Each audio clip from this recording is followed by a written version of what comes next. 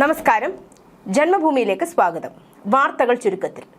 പട്ടാപ്പകൽ തിരുവല്ലയിലെ സ്പാ സെന്ററിൽ ഗുണ്ടാ സംഘം കടന്നുകയറി യുവതിയെ കൂട്ടമാനഭംഗത്തിന് ഇരയാക്കിയ കേസിൽ പോലീസിലും ആഭ്യന്തര അന്വേഷണം ആരംഭിച്ചു. പോലീസ് ഗുണ്ട അവിശുദ്ധ കൂട്ടുകെട്ടുണ്ടെന്ന സംശയത്തെ തുടർന്ന് ഉന്നത നിർദ്ദേശപ്രകാരമാണ് അന്വേഷണം.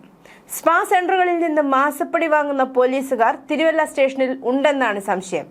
പോലീസുകാരിൽ ചിലർ സ്പാ സെന്ററുകളിൽ നിത്യസന്ദർശകരാണെന്നും വിവരമുണ്ട്. ഫെബ്രുവരി 1 കേസിനാസ്പദമായ സംഭവം നടന്നത്.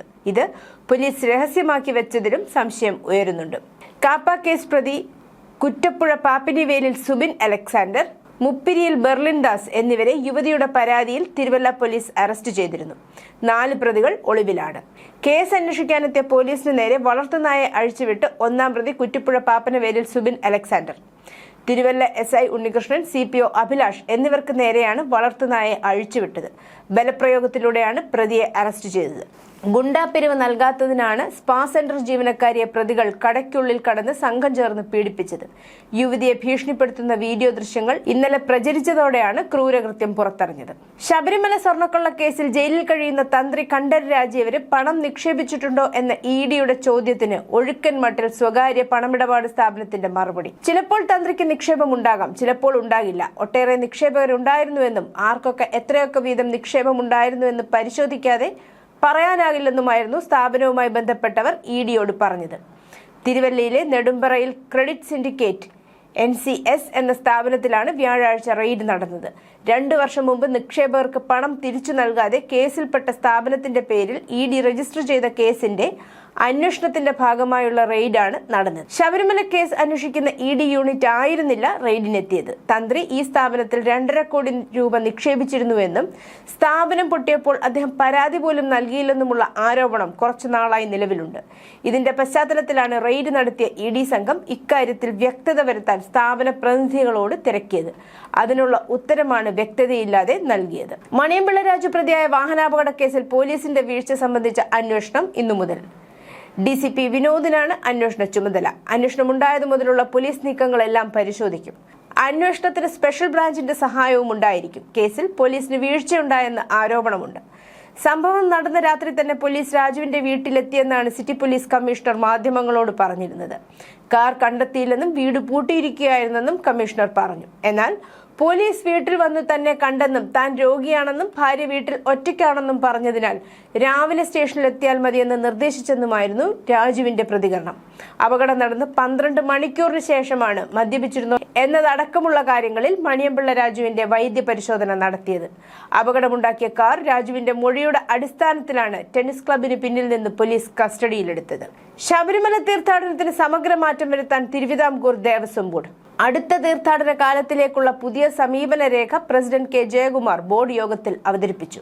സുരക്ഷ, ശുചിത്വം, സേവനങ്ങൾ, ആകർഷകമായ അന്തരീക്ഷം, ആശയവിനിമയവും പബ്ലിക് റിലേഷൻസും എന്നിങ്ങനെ 5 ശീർഷകങ്ങളിലായി വിശദമായ സമീപന രേഖയാണ് അവതരിപ്പിച്ചത്.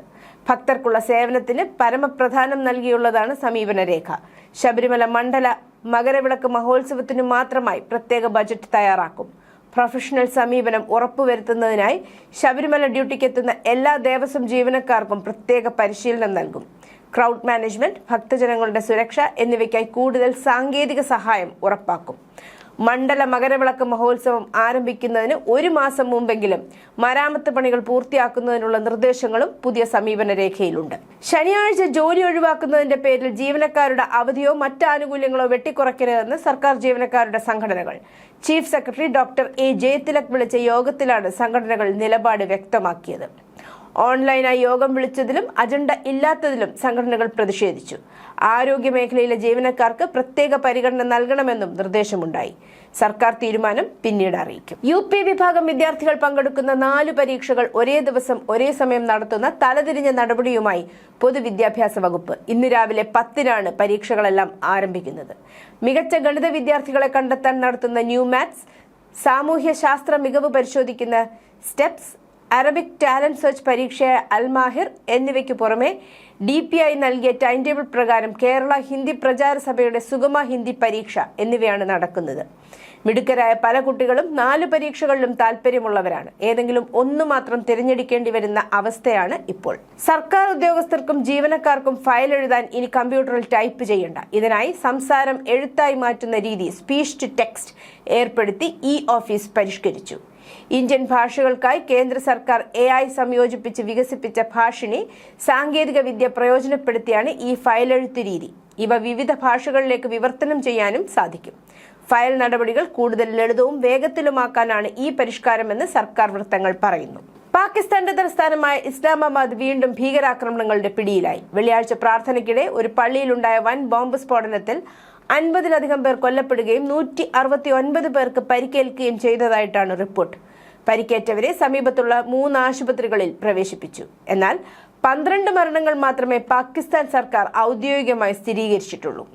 ഇസ്ലാമാബാദിലെ ഷിയ പള്ളിയിൽ ചാവേർ സ്ഫോടനത്തിൽ ഇന്ത്യക്ക് പങ്കെന്ന പാകിസ്ഥാന്റെ ആരോപണം തള്ളി വിദേശകാര്യ മന്ത്രാലയം. നിരവധി ജീവനുകൾ നഷ്ടമായത് ദുഃഖകരമാണ്. സ്വന്തം പ്രശ്നങ്ങൾ പരിഹരിക്കാതെ പാകിസ്ഥാൻ മറ്റുള്ളവരെ കുറ്റപ്പെടുത്തുന്നത് നിർഭാഗ്യകരമെന്നും ഇന്ത്യ വ്യക്തമാക്കി. DRDO വികസിപ്പിച്ച ആണവായുധ വാഹക ശേഷിയുള്ള മധ്യദൂര ഭൂഖണ്ഡാന്തര മിസൈൽ അഗ്നി 3യുടെ പരിഷ്കരിച്ച പതിപ്പിന്റെ പരീക്ഷണം വിജയം. 3000-3500 കിലോമീറ്റർ വരെയാണ് ദൂരപരിധി. ഒഡീഷയിലെ ചാന്ദിപ്പൂർ ഇന്റഗ്രേറ്റഡ് ടെസ്റ്റ് റേഞ്ചിലാണ് പരീക്ഷണം. 50 ടണ്ണാണ് ഭാരം. 1500 കിലോഗ്രാം പേലോഡ് വഹിക്കാൻ ശേഷിയുണ്ട്. പരീക്ഷണത്തിലൂടെ മിസൈലിന്റെ പ്രവർത്തന സാങ്കേതിക ഘടകങ്ങൾ വിജയകരമായി പൂർത്തിയാക്കിയെന്ന് പ്രതിരോധ മന്ത്രാലയം അറിയിച്ചു. ഇന്ത്യ-അമേരിക്ക വ്യാപാര കരാർ യാഥാർത്ഥ്യത്തിലേക്ക്. കരാറിൽ ഒപ്പുവെച്ചത് സംബന്ധിച്ച് സംയുക്ത പ്രസ്താവന ഇരു രാജ്യങ്ങളും പുറത്തുവിട്ടു. റഷ്യൻ എണ്ണ വാങ്ങുന്നതിൽ ഇന്ത്യക്കുമേൽ അമേരിക്ക ചുമത്തിയിരുന്ന അധിക തീരുവ ഒഴിവാക്കി. ഇന്ത്യൻ ഉൽപ്പന്നങ്ങൾക്ക് അമേരിക്കയിൽ പരമാവധി നികുതി 18% കുറച്ചത്. അമേരിക്കയിൽ നിന്നുള്ള നിരവധി ഉൽപ്പന്നങ്ങൾ തീരുവ ഒഴിവാക്കും. അമേരിക്കയിൽ നിന്നുള്ള ധാന്യങ്ങളും പഴങ്ങളും ഉൾപ്പെടെ കാർഷിക വിഭവങ്ങൾ ഇന്ത്യയിൽ ഇറക്കുമതി ചെയ്യുന്നതിനും നികുതി ഇളവുണ്ടാകും. 5 വർഷത്തിനുള്ളിൽ $50,000 കോടി സാധനങ്ങൾ അമേരിക്ക ഇന്ത്യയിലേക്ക് ഇറക്കുമതി ചെയ്യും. കാർഷിക ക്ഷീരമേഖലകളിൽ നിയന്ത്രിത ഇളവാണ് വരുത്തിയിരിക്കുന്നത്. അതേസമയം ഇരു രാജ്യങ്ങളും പുറത്തിറക്കിയ സംയുക്ത പ്രസ്താവനയിൽ റഷ്യൻ എണ്ണയെക്കുറിച്ച് പരാമർശമില്ല. ഇന്ത്യ റഷ്യയിൽ നിന്ന് എണ്ണ വാങ്ങുന്ന കാര്യമടക്കം പരാമർശിച്ചിട്ടില്ല.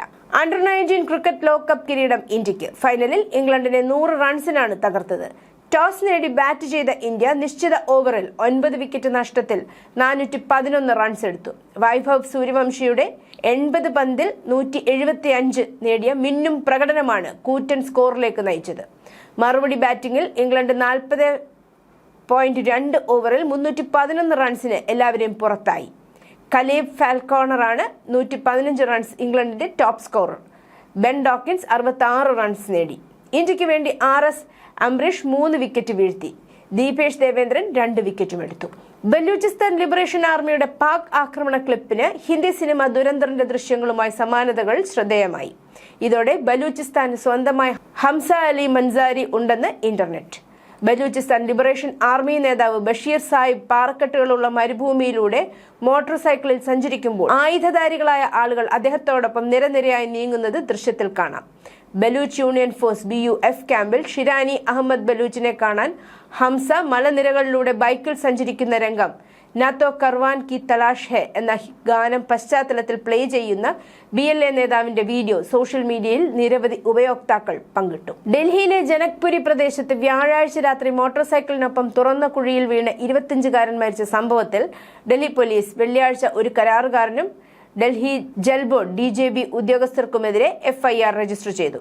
കമൽ ധ്യാനിയുടെ മരണം സുരക്ഷാ വീഴ്ചകളുടെയും മോശം ആസൂത്രണത്തിന്റെയും അശ്രദ്ധമായ മേൽനോട്ടത്തിന്റെയും ഒരു പതിവ് മലിനജല പദ്ധതിയെ ഒരു മാരക കെണിയാക്കി മാറ്റിയതിന്റെ ഉദാഹരണമാണ്. ഫെബ്രുവരി 12-ന് ബംഗ്ലാദേശിൽ നടക്കുന്ന പാർലമെന്റ് തെരഞ്ഞെടുപ്പിന് ദിവസങ്ങൾക്ക് മുമ്പ് ഇസ്ലാമിക സംഘടനയായ ഹെഫാസത്ത്-ഇ-ഇസ്ലാം ബംഗ്ലാദേശ് രാജ്യത്ത് പ്രമുഖ ഇസ്ലാമിക രാഷ്ട്രീയ പാർട്ടിയായ ബംഗ്ലാദേശ് ജമാഅത്ത്-ഇ-ഇസ്ലാമിക്കെതിരെ ഒരു മുന്നണി തുറന്നിരിക്കുകയാണ്. ഹെഫാസത്ത്-ഇ-ഇസ്ലാം ബംഗ്ലാദേശിന്റെ അമീറായ അല്ലാമ ഷാ മുഹിബുള്ള ബാബുനഗരി ജമാഅത്തിനെതിരെ ജിഹാദ് പ്രഖ്യാപിക്കുകയും മുസ്ലിങ്ങൾ അതിന് വോട്ട് ചെയ്യുന്നത് ഹറാം, മതപരമായി നിഷിദ്ധമാണെന്ന് മുന്നറിയിപ്പ് നൽകുകയും ചെയ്തു. ഇസ്ലാമാബാദിലെ ഷിയ പള്ളിയിലുണ്ടായ ചാവേർ സ്ഫോടനത്തിന്റെ ഉത്തരവാദിത്തം ഇസ്ലാമിക് സ്റ്റേറ്റ് ഏറ്റെടുത്തതായി SIT ഇന്റലിജൻസ് ഗ്രൂപ്പ് റിപ്പോർട്ട് ചെയ്തു. ആണവ നിർവ്യാപന കരാർ ഉണ്ടാക്കുന്നതുമായി ബന്ധപ്പെട്ട US-ഉം ഇറാനും വെള്ളിയാഴ്ച ഒമാനിൽ ചർച്ച നടത്തി. നേരിട്ടല്ലാതെ മധ്യസ്ഥരായ ഒമാന്റെ വിദേശകാര്യമന്ത്രി ബദർ അൽ ബുസൈദി മുഖേനയായിരുന്നു ചർച്ച. ഇത് നല്ല തുടക്കമായിരുന്നുവെന്ന് ഇറാന്റെ വിദേശകാര്യമന്ത്രി അബ്ബാസ് അരക്ചി പറഞ്ഞു. 2025 ഇറാൻ-US ചർച്ചകൾക്ക് വേദിയായ മസ്കറ്റിലെ കൊട്ടാരത്തിൽ വെച്ചായിരുന്നു ഇത്തവണത്തെ ചർച്ചയും. News desk Janmabhumi.